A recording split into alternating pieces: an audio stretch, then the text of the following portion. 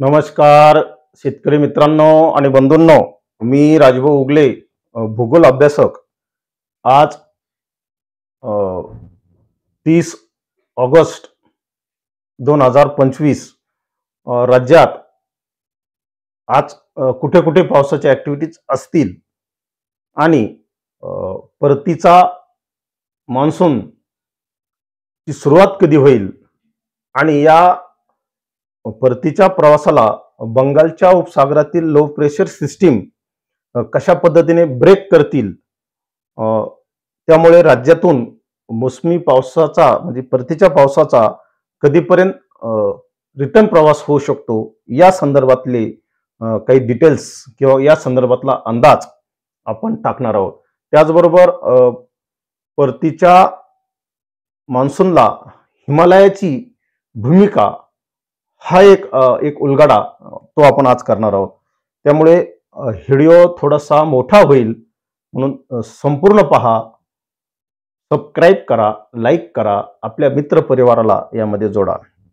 तर मित्रांनो, सर्वप्रथम आपण आज राज्यामध्ये कुठे कुठे पाऊस ऍक्टिव्ह राहील, येणाऱ्या 24 तासामध्ये कुठे पाऊस पडेल हे पाहणं आपल्याला अतिशय गरजेचं आहे. तर मित्रांनो, लो प्रेशर सिस्टीम सध्या मध्य प्रदेश आणि या भागावर सक्रिय आहे. ती मध्य प्रदेशच्या भागावर सक्रिय असल्या कारणानं अरबी समुद्रावरून बाष्प या लो प्रेशर सिस्टीमकडे खेचलं जात आहे. त्यामुळे घाटावर पाऊस हा संपूर्णपणे सक्रिय राहील येत्या 24 तासामध्ये.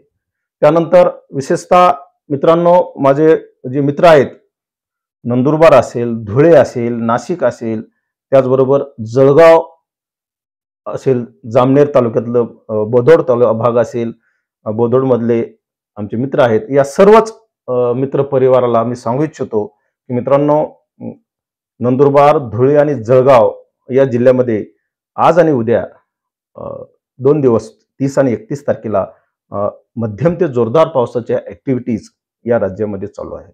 मित्रांनो, आमचा मराठवाडा या विभागामध्ये जर आपण विचार केला तर मराठवाड्याच्या जो पश्चिम मराठवाडा आहे, ज्यामध्ये आपला छत्रपती संभाजीनगरचा पश्चिम भाग आहे, जालना पश्चिम आहे, बीड पश्चिम आहे, या भागात थोड्याशा पावसाच्या ऍक्टिव्हिटीज कमी दिसत आहेत.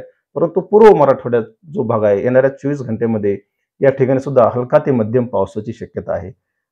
त्यानंतर पश्चिम विदर्भ आहे, पूर्व विदर्भात पावसाच्या ऍक्टिव्हिटीज या लो प्रेशर सिस्टीममुळे कार्यरत राहणारच आहेत. हा एक महत्वाचा अंदाज आहे. पण मित्रांनो, 31 तारीख म्हणजे 31 ते 4 तारखेपर्यंत, 4ही म्हणता येणार नाही आपल्याला, 3 तारखेपर्यंतच, 31 ते 3 सप्टेंबर पर्यंत राज्यामध्ये थोडी पावसामध्ये उघडीप मिळणार आहे. विशेषतः दक्षिणेकडील भागामध्ये ही उघडीप अधिक काळ असेल. परंतु मित्रांनो, मी सांगू इच्छितो महाराष्ट्रातील तमाम माझ्या शेतकरी मित्रांना, विशेषतः माझ्या जालना जिल्ह्यातील रोहिलागड असेल, जामखेड असेल, या भागात सातत्याने पाऊस कमी आहे. या भागातली जलाशये अद्याप भरणं बाकी आहेत. धनगर पिपरी असेल, जवळचाच एक भाग आहे, म्हणजे बहुतांश जामखेड असेल, आमच्या अंबड तालुक्यातील जालना जिल्ह्याचा मी पश्चिम भागाचा जो उल्लेख केला, म्हणजे जालना जिल्हा असेल, अंबड तालुका असेल, या पश्चिम भागामध्ये अद्यापही पाऊस नाही. अंबड आहे प्रॉपर, त्यामध्ये माझ्या अंबडला मी जिथं राहतो, ज्या लोकेशनला, या ठिकाणी सुद्धा अद्यापही जोरदार पाऊस झालेला नाही. अद्यापही कुठल्याही धरणाच्या सांड्यामधून पाणी गेलेलं नाही. पण मित्रांनो, काळजी करू नका. आपल्या या संपूर्ण मराठवाड्यामध्ये जालना, बीड, परभणी, हिंगोली, नांदेड, धाराशिव, त्यानंतर लातूर, सर्वच जिल्ह्यामध्ये 4 सप्टेंबर आणि 5 सप्टेंबरला अतिवृष्टी होणार आहे. पुन्हा एकदा या 3 तारखेला जे लो प्रेशर सिस्टीम बंगालच्या उपसागरात तयार होत आहे, या लो प्रेशर सिस्टीमचा परिणाम म्हणून राज्यात, विशेषतः राज्याच्या पूर्व भागात, संपूर्ण पूर्व भागाला, यामध्ये मराठवाडा सुद्धा आला, मराठवाड्यात जबरदस्त अशी अतिवृष्टी होण्याची शक्यता आहे. हा एक अंदाज महत्वाचा आहे. या कालखंडात मराठवाड्यातील सर्व जलाशयामधून पाणी अगदी खळखळलेलं असेल. मोठ्या प्रमाणावर पाऊस या भागात बंगालच्या उपसागरातल्या लो प्रेशर सिस्टीममुळे होणार आहे. का होणार आहे तर याच्या पाठीमागची भूमिका जी आहे ती आहे या लो प्रेशर सिस्टीमला पश्चिम प्रशांत महासागर बाष्प पुरवठा करत आहे आणि त्यामुळे ही लो प्रेशर सिस्टीम स्ट्रॉंग होत आहे, मजबूत होत आहे आणि ती राज्यामध्ये पाऊस देऊन जात आहे. हा एक अंदाज झाला मित्रांनो.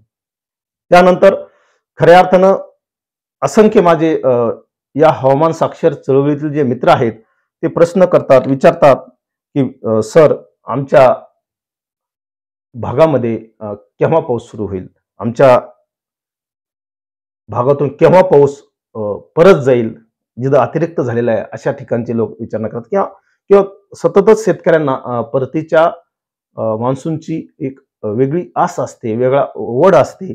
कारण ज्या भागात पाऊस झाला नाही, जाता जाता हा पाऊस आम्हाला निश्चित होईल, ही निसर्गाबद्दल असलेला विश्वास त्यांच्यामध्ये आहे.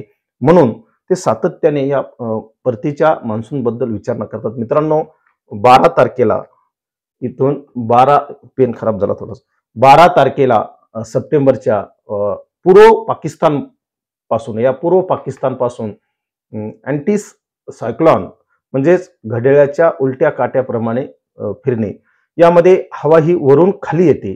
काय ते तर भूभागावर हा जास्त दाब तयार होतो, त्याला उच्च दाब आपण म्हणतो आणि हिमालयाची भूमिका यामध्ये फार महत्वाची आहे. नैऋत्य मान्सून वारे हे जे हिमालयात पोहोचलेले असतात इथून त्याचा परतीचा प्रवास सुरू होतो.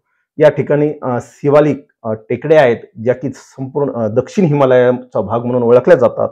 या भागातून परतीचा प्रवास सुरू करतो आणि साधारणतः 12 तारीख अँटी सायक्लॉन या ठिकाणी कार्यरत होणार आहे, म्हणजे घड्याळाच्या काट्याप्रमाणे फिरणार.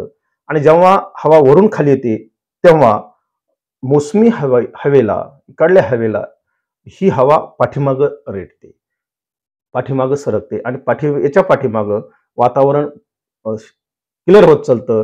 त्याला आपण सौम्य आणि शांत वातावरण म्हणू, म्हणजे निरभ्र आकाश असते आणि अगदी शांत हवा या भागात वाहत असते. पांढरं शुभ निळ आकाश आपल्याला असतं आणि ही सुरुवात 12 तारखेपासून होणार आहे. आणि आपल्या भारतामध्ये 17 सप्टेंबर पासून या प्रक्रियेला सुरुवात होत आहे. मी पाठीमागं सुद्धा सांगितलेलं आहे 16-17 तारीख आपल्याला परतीचा पाऊस सुरू व्हायला लागू शकते. आणि मग हे सर्व होत असताना तो हळूहळू हे अँटी सायक्लॉन दक्षिणेकडे येते, वारे उलटे वाहतात. याला आपण ईशान्य मान्सून म्हणतो. याला काय म्हणायचं, ईशान्य मान्सून. इकडून इथं या ठिकाणी पूर्व हिमालय आहे आणि या पूर्व हिमालयामध्ये मेघालयचं पठार आहे. मित्रांनो एक खंत वाटते, मेघालयाच्या पठारावर या वर्षी सर्वात कमी पाऊस झालेला आहे देशामध्ये. आणि पृथ्वीवरलं, मी पाठीमागं सुद्धा तुम्हाला सांगितलेलं आहे, जगातलं सर्वात पावसाचं ठिकाण हे मेघालय पठार आहे. परंतु यावर्षी या सिस्टीमने या पाऊस दिला नाही, त्यामुळं ती एक खंत आहे. जगातलं सर्वात मोठं साधारणतः 11,000 मिलीमीटर या ठिकाणी पाऊस असतो. इथनं वारे रिटर्न होतात, त्याला आपण ईशान्य मान्सून वारे असं म्हणतात.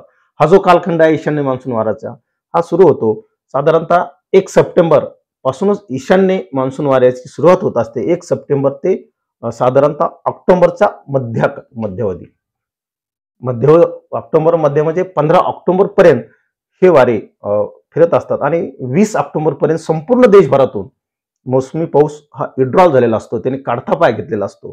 परंतु मित्रांनो जेव्हा हे वारे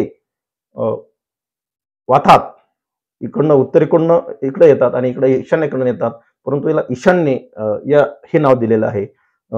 रिटर्न होण्याची जशी सांगायचं ज्या पद्धतीनं मोसमी पाऊस येण्यासाठी सर्वात आधी केरळ भूमीवर तो धडकतो, तर रिटर्न होण्याची सुरुवात ही पश्चिम राजस्थानमधून होते. पश्चिम राजस्थानमध्ये जैसलमेर नावाचं जे शहर आहे प्रत्यक्ष वाळवंटात बसलेलं आहे आणि या वाळवंटापासून सुरुवात. मित्रांनो आणखी एक तुम्हाला गोष्ट सांगू इच्छितो, ज्या राजस्थानमध्ये कित्येक वर्ष पाऊस पडत नाही, जैसलमेरमध्ये वार्षिक सरासरी पर्जन्य हे 120 मिलीमीटर आहे.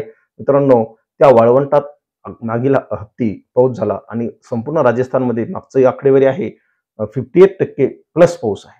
म्हणजे ज्या राजस्थानला पाऊस पडत नाही त्या ठिकाणी पाऊस पडला. ज्या मेघालयामध्ये पाऊस पडत असतो तिथं पाऊस झाला नाही, ज्या केरळला पाऊस पडत असतो तिथं पाऊस नाही. याच्या पाठीमागची जी भूमिका आहे, खूप मोठं याला कारण आहे. ते म्हणजे या प्रशांत महासागरातून ज्याही लो प्रेशर सिस्टीम बंगालच्या उपसागरात आल्या आणि बंगालच्या उपसागरातून सिस्टीम सरळ या कर्कवृत्ताला समांतर गेल्या आणि संपूर्ण सिस्टीम मध्य प्रदेशला धरून गुजरात, राजस्थानमध्ये पोहोचल्या. म्हणून या भागात पाऊस झालेला आहे आणि त्याचा परिणाम म्हणून पूर्व मराठवाड्यात पाऊस झालेला आहे. पूर्व महाराष्ट्रात पाऊस झालेला आहे. तर अशा रीतीनं 17 सप्टेंबर ते महाराष्ट्रातून काढता पाय घेण्यासाठी 15 ते 20 ऑक्टोबर लागू शकतो. का लागू शकतो? तर 3 तारखेला एक लो प्रेशर येत आहे बंगालच्या उपसागरातून, ही याला ब्रेक करणार आहे, विड्रॉल होऊ देणार नाही, म्हणून महाराष्ट्रात दीर्घकाळ परतीचा पाऊस रेंगाळणार आहे. त्यानंतर 8 तारखेला परत एक दुसरी लो प्रेशर सिस्टीम बंगालच्या उपसागरातून येत आहे, ती सुद्धा या परतीच्या मान्सूनला ब्रेक करणार आहे. त्यामुळं दीर्घकाळ महाराष्ट्रात परतीचा पाऊस रेंगाळू शकतो आणि ज्या ठिकाणी जलसाठे अद्याप भरलेले नाहीत अशा जलसाठ्यांना भरण्यामध्ये तो उपयुक्त देऊ शकतो. अतिशय जबरदस्त उपयोग तो फायदेशीर राहणार आहे. मित्रांनो, परतीचा जो मान्सून असतो तसा हा ज्या भागात कमी पाऊस झालेला असतो किंवा ज्या भागातले जलसाठे भरणं बाकी असते अशा जलसाठे भरण्यासाठी हा अतिशय उपयुक्त असतो. आणि मी सांगितलं की 4 आणि 5 तारखेला महाराष्ट्रात मराठवाड्यात अतिवृष्टी होण्याची शक्यता आहे. का? तर या ठिकाणाहून जे परतीचे प्रवास तोपर्यंत सुरू होणार नाही, त्याला 12 तारीख लागणार आहे. पण ही लो प्रेशर सिस्टीम 4 तारखेची ही 8 तारखेपर्यंत गुजरात आणि राजस्थानला पोहोचणार आहे परत. त्यामुळे अँटी सायक्लॉनला इकडं ती सरकू देणार नाही आणि दीर्घकाळ त्याचा प्रभाव हा राज्यावर राहू शकतो. 8 तारखेला एक होणार आहे, तिचाही प्रभाव राज्यावर राहू शकतो. म्हणून या कालावधीत राहिलेले जलाशय, मी जी नावं घेतली गावाची, ते सर्वच गावातील जलाशय, अगदी आमचा बीड जिल्ह्यातील वडी ते गडी जुनी म्हण आहे. वडी म्हणजे आमची ज्या ठिकाणी अंतरावली सराटी आहे, जे राज्याचं क्रांतीचं मैदान झालेलं आहे, मराठा क्रांतीचं मैदान, ते अंतरावली सराटी, तिथं त्याला वडी आणि गेवराई तालुक्यामध्ये गडी आहे. हा वडी ते गडी हा पट्टा आणि गेवराई ते मांजरसुंबा हा पट्टा जो घाटाच्या खाली आहे, या पट्ट्यात अद्यापही समाधानकारक पाऊस नाही. बहुतांश जलाशय या भागातले रिकामी आहेत. अशा जलाशयामध्ये 4, 5 आणि 6 सप्टेंबर पर्यंत जलाशय हे भरतील. या लो प्रेशर सिस्टीमचा निश्चित फायदा या ठिकाणी होईल. तर अशा रीतीनं मित्रांनो, राज्यातील परतीचा मान्सून आणि बंगालच्या उपसागरातील लो प्रेशर सिस्टीममुळे राज्यामध्ये संपूर्णपणे विड्रॉल होण्यासाठी, मान्सूनचा काढता पाय घेण्यासाठी, परतीच्या मान्सूनचा काढता पाय घेण्यासाठी 15 ते 20 ऑक्टोबर हा कालावधी निश्चित लागणार आहे. आणि त्यामुळे जिथं गरज आहे पावसाची, ती गरज आपली भागणार आहे. हा एक अंदाज लक्षात घ्यावा. धन्यवाद.